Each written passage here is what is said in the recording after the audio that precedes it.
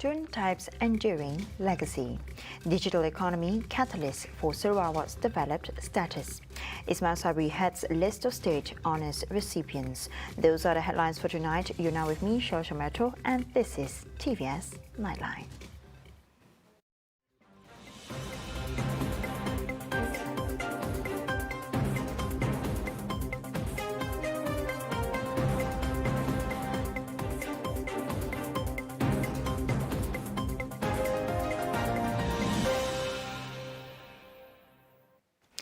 The leadership of the head of state, His Excellency Tun Sri Abdul Taib Mahmud, brought lasting transformation to the people of Sarawak with his grand visions and development of industrial zones such as Samajaya and Samalaju.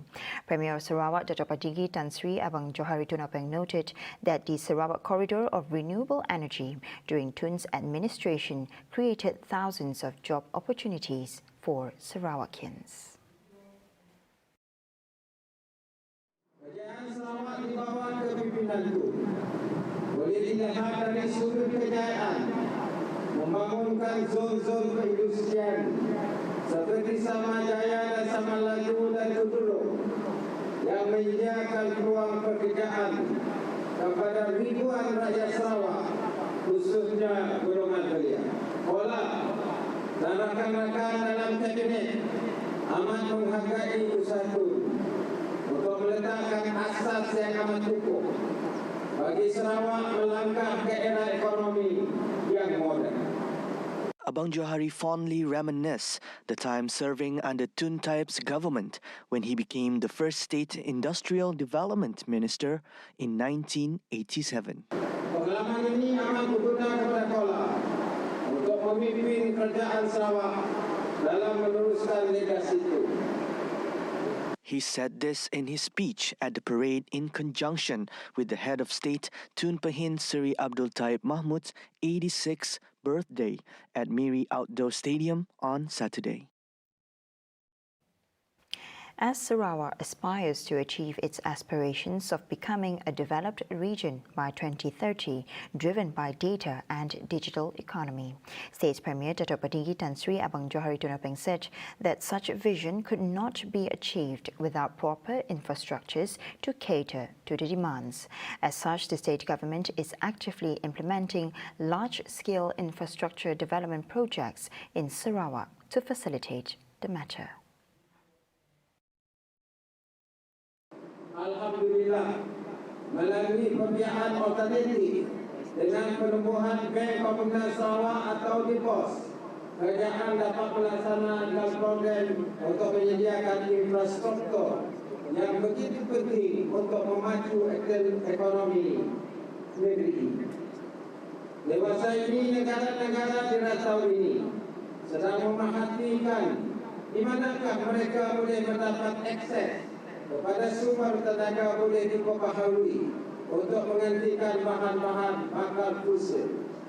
Sarawak bernasib baik kerana mempunyai sumber tenaga yang cukup besar yang dijanakan oleh empangan hidro dan sumber asli yang menjadi tenaga yang diperlukan untuk membangunkan negeri kita.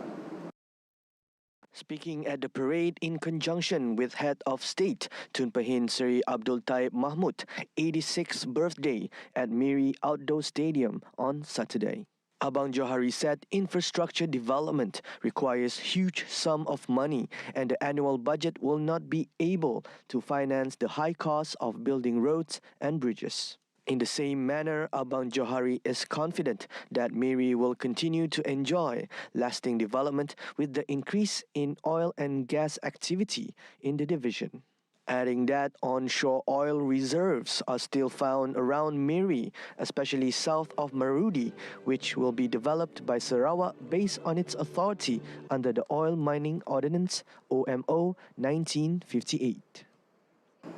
Baru-baru ini saya telah berada di Marudi untuk melihat perkembangan projek-projek pembangunan di sana termasuk pembinaan Jabatan Marudi. Kontraktor penyelamat telah memulakan kerja-kerja untuk menyiapkan jabatan ini yang akan menjadi penghubung penting bagi pembangunan laluan darat kekuasaan hulu barang, hulu dan limbah. Prime Minister Datuk Sri Ismail Sabri Yaakob heads the list of this year's recipients of Sarawak State Honours in conjunction with the 86th birthday of the young Di-Pertuan Negeri Sarawak, Tun Pehin Sri Abdul Taib Mahmud, on Saturday. However, Ismail Sabri will receive the award in a ceremony on Sunday. He will be awarded the Darjah Utama Yang Amat Mulia Bintang Kenyalang Sarawak Datuk Patinggi Bintang Kenyalang, or DP, which carries the title Datuk Patinggi. The Chief Judge of Sabah and Sarawak, Tan Sri Abang Iskandar Abang Hashim, was awarded the Darjah Utama Yang Amat Mulia Bintang Kenyalang Sarawak, Dato' Amah Bintang Kenyalang, which carries the title of Dato' Amah. Along with the Sarawak Government Secretary, Dato' Seri Muhammad Abu Bakar Mazuki, also received the same award. Meanwhile, Senior Public Works Minister Datuk Seri Fadila Yusof and Army Chief General Tan Sri Zamrus Muhammad Zain received the Panglima Negara Bintang Sarawak (PNBS) award, which carries the title Datuk Seri. Alongside Sarawak Chamber of Commerce and Industry (SCCI), President Datuk Abang Abdul Karim Tun Openg, former Member of Parliament for Igan Datuk Abdul Wahab Dollah, and former Sarawak Timber Association (STA) Chairman Datuk Wong Ki Yip. 7 individuals received the Panglima Gemilang Bintang Kenyalang (PGBK) Award, which carries the title of Datuk, namely Sarawak Deputy Minister of Education, Innovation and Talent Development Dr. Anwar Rapai, and Sarawak Deputy Minister of Urban Planning, Land Administration and Environment Datuk Len Talif Saleh. Also receiving the award were Deputy Minister in Sarawak Premier's Department, Datuk Gerawat Gala, State Deputy Minister of Public Health, Housing and Local Department, Datuk Dr. Pengguang Manggil. Deputy Minister in the Sarawak's Premier Department, Integrity and Ombudsman, Datuk Dr. Juwanda Jaya, Sarawak Islamic Council President Datuk Misnu Taha, and Petronas President and Group Chief Executive Officer CEO Datuk Tengku Muhammad Taufik. 10 individuals received the Darjah Jasa Bakti Sarawak (DJBS), which carries the title of Datu, and 19 individuals received the Panglima Setia Bintang Sarawak (PSBS) award, which carries the title of Datuk.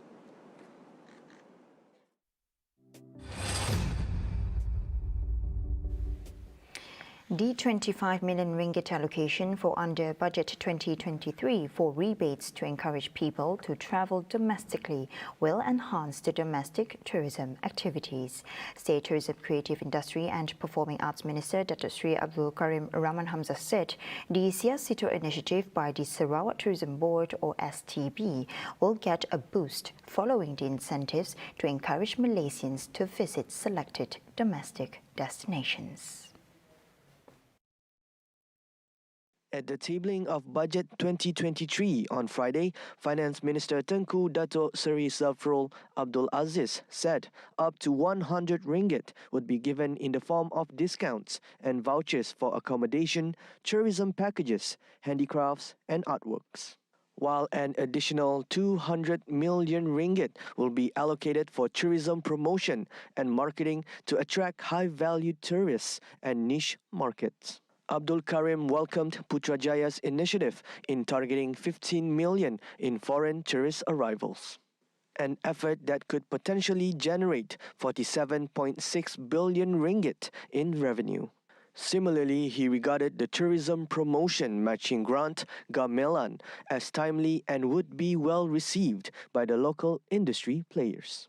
According to him, state health tourism could also benefit from tax incentives for private healthcare services, which will be extended until 2025. Karim said the allocation to the Malaysia Healthcare Travel Council, amounting to 20 million ringgit, can also further strengthen Malaysia's position as a preferred destination for health tourists. The federal government has created a new category to channel monetary assistance via the Bantuan Keluarga Malaysia or BKM.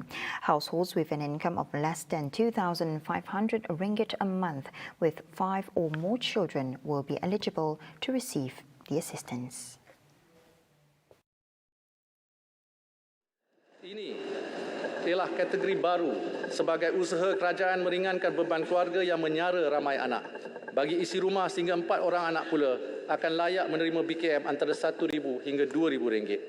Kepada isi rumah berpendapatan RM2,500 hingga RM5,000, BKM yang disediakan adalah antara RM500 hingga RM1,250 bergantung kepada bilangan anak. Additionally, single parents are eligible to receive an assistance of 3,000 ringgit, an increase of 500 ringgit compared to what was channeled last year. BKM will also be channeled to senior citizens without a partner and single individuals. They will receive 600 ringgit and 350 ringgit respectively, depending on several income limits. A total of 7.8 billion ringgit was allocated for next year's BKM, which will benefit a total of 8.7 million recipients. Budget 2023 has been touted as an all-inclusive budget to date, giving big allocations that will relieve many sectors in Sarawak, including the education and health sectors, as well as the micro, small and medium enterprises or MSMEs sector. For instance, a total of 1.2 billion ringgit has been allocated to address dilapidated schools in Sarawak, though it's long overdue. But it's a good step to finally relieve problems that has inundated many rural schools in Sarawak for decades. I'm glad anyway, and the good news is overwhelmingly felt by, I can say, most of my friends who are educators, teachers around Sarawak.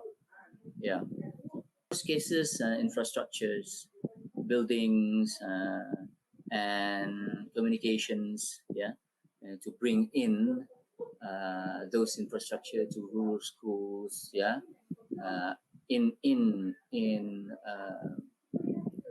efficient times, to ensure the changes take effects quickly. And another thing, when we talk about the latest demands in our education systems, like the internet receptions, and I say those kind of issues should be the main focus. But if you start like the infrastructure of the building itself, maintaining what you have is more important. I've been teaching in rural and urban. So I had the opportunity in teaching rural and urban schools in Sarawak, and I say they need a lot of attention. It's a good move, and we have to start somewhere. Meanwhile, for Dr. Eugene Liu, hospitals in Sarawak is in dire need of an upgrade, especially in terms of infrastructure and facilities, and considers the allocation as timely so that health services can be provided efficiently while providing comfort for patients and their companies. Some of the hospitals in rural, especially in rural Sarawak, they are very lacking in proper infrastructure, because the infrastructures have been lasted since the beginning of when the hospital was built back in the late 1990s, early 1990s. So there's a lot of corrosion going on. Some of the hospitals actually are going through, they're made of wood, so all these hospitals need to be upgraded, and for the sake of the patient's improvement. And also the facilities of the hospitals as well need to be upgraded, and also go along with the improvement of time, such as increase the amount of ambulance and increase the amount of specialized medical equipment in tertiary hospitals with specialists, especially with specialists, so that patients, the main aim is to give comfort for the patients, so that the patients don't have to travel far to get help. Like some of the patients that are in northern Sarawak, they have to travel all the way to Kuching just to be able to get proper medical attention. So the specialized medical equipment such as scanning machines, laparoscopic machines, endoscopic machines, and also increase the amount of specialist service in all this rural hospitals as well. In terms of allocation that will greatly benefit the entrepreneurs, Secretary General of the SME Association Sarawak, Alan Way, encouraged business owners and young entrepreneurs to find an organization or agency that best match their business nature, as grants that were presented during the tabling of Budget 2023 are given through specific channels. This time around, we see a lot of fundings allocated in the form of grants and loans to help SMEs in Malaysia. They are always channeled through certain channels, certain associations, groups of people, body or government-linked agency, banks as well. So it's very important how we help them to connect between this budget, this funding, to the right person who are in need. Yeah. So that's pretty much that we see. The job is not done. Budget is one thing. It's just the beginning of something. So what will happen now is that the channels, we hope, as well as with our SME Association of Sarawak, we will try our best nonetheless to help to match individuals, business owners, young entrepreneurs to channels that can really suit them and connect them to the right funding that can help them. No guarantee is set because myself is also an agropreneur, and our association is full of startups and growing companies. So all of us are in the same problem. We know the pain, but I like to encourage young entrepreneurs out there to never give up. Try your very best. Keep knocking on every door. You're bound to find one which is suited for you. Coming up right after the break, Budget 2023 Social Assistance for Sarawak'S and Rapa Nui hit by wildfires. Right here on TVS Nightline, stay tuned.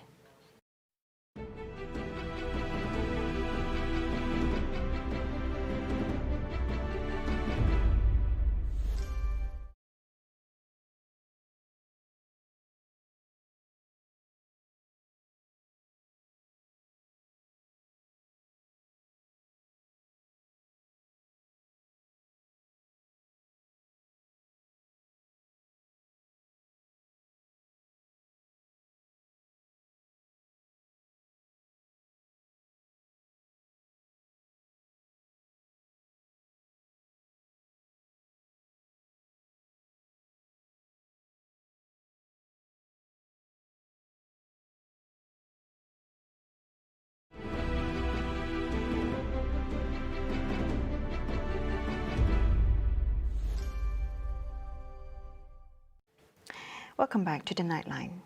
Social assistance are one of the initiatives provided under the allocation of Budget 2023 for Sarawak, presented by Finance Minister Tunku Datuk Seri Zafrul Tunku Abdul Aziz. Minister in the Prime Minister's Office of Parliament and Law, Datuk Seri Dr. Wan Junaidi Tuanku Jaafar, who is also Santubong MP, is grateful for the allocation, which will aid those in the low-income groups. Alhamdulillah kita dapat diberi sedikit lebih daripada tahun lepas. Ada 6 bilion yang disebutkan tadi.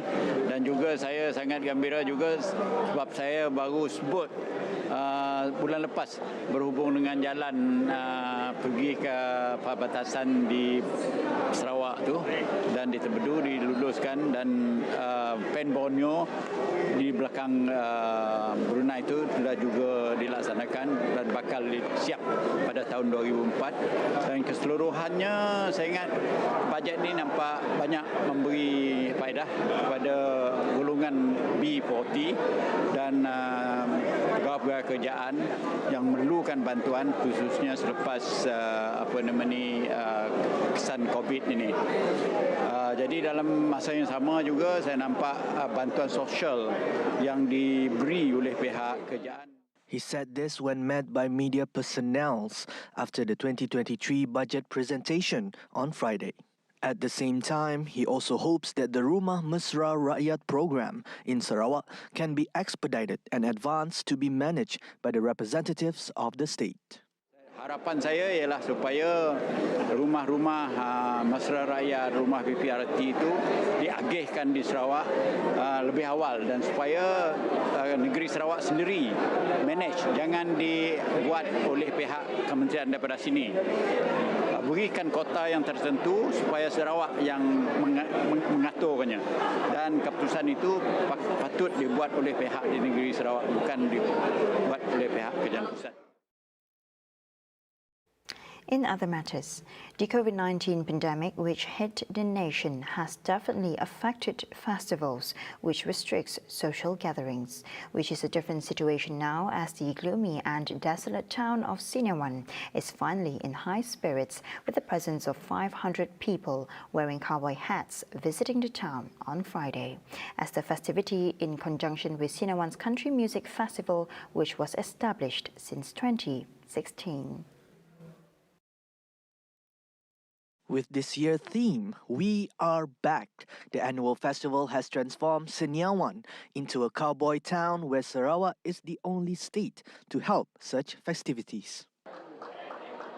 Siniawan tidak asing lagi, and it's already in the world map that Siniawan is the best Western music for the whole of Malaysia. You never find this kind of place in Malaysia, only in Siniawan, and that is only in Sarawak.